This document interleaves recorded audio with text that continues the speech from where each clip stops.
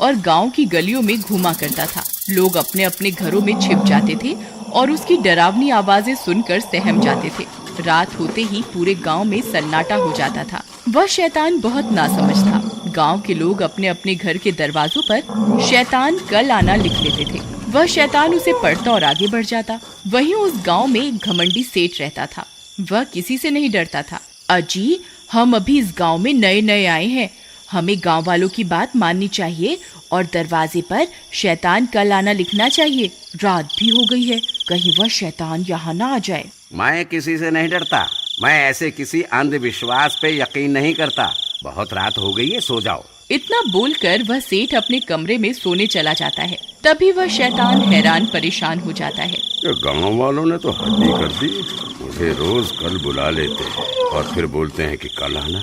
ऐसे कैसे चलेगा? मैं आखिर रोज रोज कब तक अपने शिकार के लिए यूं ही भटकता रहूंगा। फिर थोड़ी दूर चलने पर वह शैतान उस सेठ के घर के पास पहुंचता है। अरे ये क्या? यहाँ तो कुछ नहीं लिखा। किसी का दरवाजा खटखटाता हूँ। लगता है आज मेरी भूख मिट जाएगी। शैतान जोर जोर से सेठ का दरवाजा खटखटाता है। अरे, इतनी रात को कौन आ गया? अजी, आप जाइए ना दरवाजा खोलने के लिए। अरे नहीं, मेरे घुटने में बहुत दर्द हो रहा है। तुम ही खोल दो ना। तुम डरो नहीं, ये जरूर हमारी दुकान पर काम करने वाला नौकर रामू होगा। उधार पैसे मांगने आया होगा। तुम जाओ, दरवाजा खोलो। फिर उसकी पत्नी डरते डरते जाती है और खिड़की से झांक कर देखती है तो उसे वही शैतान दिखाई देता है। वह बहुत डर जाती है, फिर भागती हुई वापस अपने कमरे में जाती है। अजी, हम तो बहुत बुरे फंस गए। वह शैतान तो हमारे दरवाजे पर खड़ा हुआ है। अब क्या करें? मैंने आपको कहा था ना, हमें गांव वालों की बात मान लेनी चाहिए। लेकिन आप तो बोलते थे मैं किसी से नहीं डरता। तो आप क्यों भीगी बिल्ली बन रहे हो? मूर्ख औरत, धीरे नहीं बोल सकती क्या? अगर इतनी तेज तेज चिल्लाएगी तो जो बाहर तुम्हारे मायके से आया है ना, वो हमें कच्चा ही खा जाएगा। अब क्या करें? कहाँ छुपें? वह शैतान उन दोनों की आवाज सुन लेता है और तेज तेज दरवाजे को पीटने लगता है। खोल दरवाजा। मुझे पता है तुम अंदर ही हो। तुम गांव वालों ने मुझे बहुत मूर्ख बना लिया। बस अब और नहीं। मैं बहुत दिनों से भूखा हूँ। आज तो मैं अपना शिकार अपने साथ लेकर ही जाऊंगा। हाँ, अभी के अभी दरवाजा खोल, नहीं तो तोड़ दूंगा। ससुर जी, घर में कोई नहीं है। आप कृपा करके यहाँ से चले जाइए। तेरा नाज मिटे। तुझे क्या हर जगह मेरे पिताजी ही दिखाई देते हैं? मैं अभी दरवाजा खोलने जा रही हूँ। अरे भगवान, मैं तो मजाक कर रहा था। तुम गुस्सा क्यों हो जाती हो? मुझे माफ कर दो। आगे से कभी ससुर जी का मजाक नहीं उड़ाऊंगा। अजी, मैं तो आपको माफ कर दूंगी, लेकिन मुझे नहीं लगता ये शैतान आज हमें माफ करने वाला है। तभी वह शैतान दरवाजा खोल देता है। और तुम्हें मुझसे कोई नहीं बचा सकता। अरे भागो रे, आज तो ये शैतान हमें जिंदा ही खा जाएगा। अरे कोई मुझे बचाओ, बचाओ। वह सेठ और उसकी पत्नी वहाँ से भागने लगते हैं। उनके घर में छोटा सा कुत्ते का बच्चा होता है। इतना शोर शराबा सुनकर वह भी बाहर आ जाता है और उस शैतान को देखकर भौंकने लगता है। तभी सेठ और उसकी पत्नी पीछे के दरवाजे से भाग जाते हैं। अरे बच गए रे, आज तो बाल बच गए। मोती, मैंने उसकी आवाज सुनी थी। वो शायद उसी शैतान के ऊपर भौंक रहा था। वो अभी भी घर के अंदर ही है। मैं वापस अंदर जा रही हूँ अपने मोती को बचाने के लिए।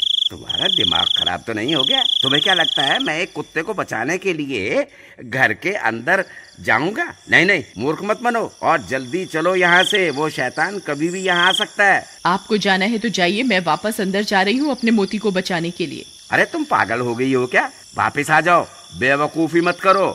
लेकिन उसकी पत्नी अपने पति की बात को अनसुना कर देती है और घर के अंदर घुस जाती है। मोती उस शैतान को भौंक रहा होता है। नहीं मोती, पीछे आ जाओ, हमें अभी यहाँ से निकलना है।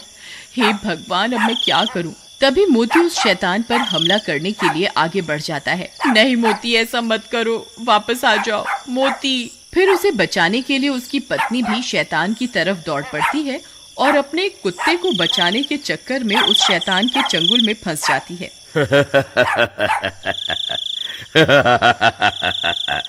बहुत दिनों के बाद कोई शिकार हाथ लगा है।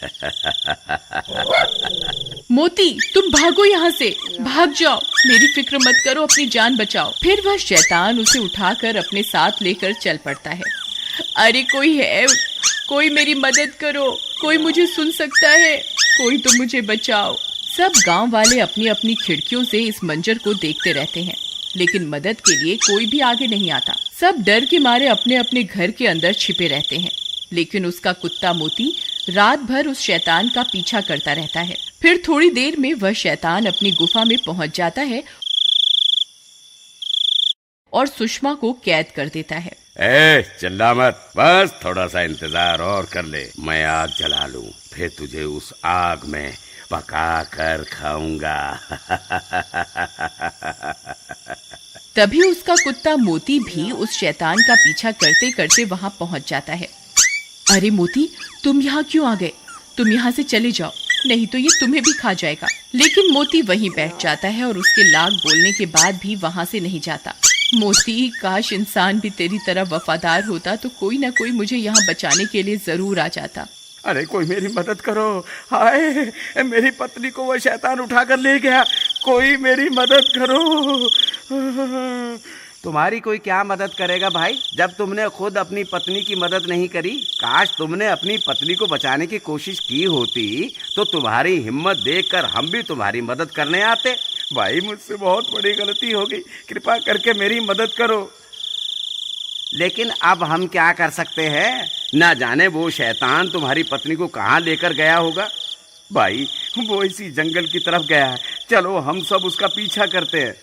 तुम पागल हो गए हो क्या भाई? तुम्हें पता भी है ये जंगल कितना बड़ा है, हैं? हम कहीं भी इतने बड़े जंगल में तुम्हारी पत्नी को नहीं ढूंढ पाएंगे और हो सकता है हम खुद भी भटक जाएं। नहीं नहीं भाई, नहीं, हम तुम्हारी कोई मदद नहीं कर पाएंगे। ठीक है, गलती मुझसे हुई है तो मैं ही इसको सुधारूंगा। अगर तुम मेरे साथ नहीं चलना चाहते तो मत चलो, मैं अकेला ही अपनी पत्नी को उस शैतान से छुड़वाने जाऊंगा। इतना बोलकर वह सेठ जंगल की ओर चल देता है। मोती, तू यहाँ से चला जा, तू मेरी कोई मदद नहीं कर पाएगा, ये शैतान आता ही होगा। अगर गांव वाले यहाँ होते तो जरूर मेरी जान बच सकती थी। फिर मोती सुषमा की तरफ देखता है और पलटकर वहां से भाग जाता है।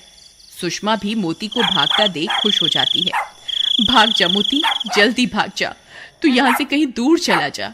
शुक्र है भगवान का, अब कम से कम मेरा मोती तो सुरक्षित है। मोती सीधा भागता हुआ अपने घर की तरफ जाता है। अरे ये तो मोती की आवाज है, लगता है मोती आसपास ही है। मोती, कहाँ हो तुम? मोती, मोती, मोती, तुम कहाँ चले गए थे? तभी मोती सेठ की तरफ देखकर जोर जोर से भौंकने लगता है। लगता है ये मुझे कुछ बताना चाहता है। तभी मोती सेठ की लुंगी को खींचने लगता है। अरे ये क्या कर रहा है मोती? लगता है ये मुझे कहीं ले जाना चाहता है। कहीं ये मुझे सुषमा के पास तो नहीं ले जाना चाह रहा। मोती, क्या तुम जानते हो सुषमा कहाँ है? ठीक है मोती, मैं समझ गया तुम क्या बताना चाह रहे हो, लेकिन हम अकेले उस शैतान का सामना नहीं कर पाएंगे। फिर वो दोनों भागकर वापस गांव जाते हैं। अरे भाइयों, जब वो शैतान सुषमा को उठा कर ले जा रहा था तब मोती ने उसका पीछा किया था। अब ये जानता है कि सुषमा कहाँ है। कृपा करके मेरे साथ चलो, हम सब मिलकर सुषमा को बचा सकते हैं। देखो भाई, हम तुम्हारे ऊपर तो विश्वास नहीं कर सकते, लेकिन हमें इस बेजुबान की वफादारी पर पूरा भरोसा है। हम जरूर चलेंगे, चलो अभी चलते हैं। वहीं दूसरी तरफ वह शैतान खंजर लेकर सुषमा की ओर बढ़ रहा होता है। हे ऊपर वाले, अब बस तेरा ही आसरा है, हो सके तो किसी को मेरी मदद के लिए भेज दो। तभी उसे मोती के भौंकने की आवाजें आने लगती हैं। वह शैतान भी हैरान परेशान हो जाता है। अरे मर गए रे, ये इतने सारे लोग कहाँ से आ गए? इनके हाथों में तो मशाल भी है। लगता है मुझे यहाँ से भागना ही होगा। हे ऊपर वाले, तेरा लाख लाख शुक्र है, तूने मेरी सुन ली। तभी सब गांव वाले हाथों में मशाल लेकर वहां पहुंच जाते हैं। वह शैतान इतने सारे लोगों को हाथ में मशाल लिए हुए देखकर डर जाता है। फिर वह शैतान वहां से भाग जाता है और सुषमा भी आजाद हो जाती है। मोती, तुम वापस आ गए मेरी जान बचाने के लिए। अगर तुम्हें कुछ हो जाता तो?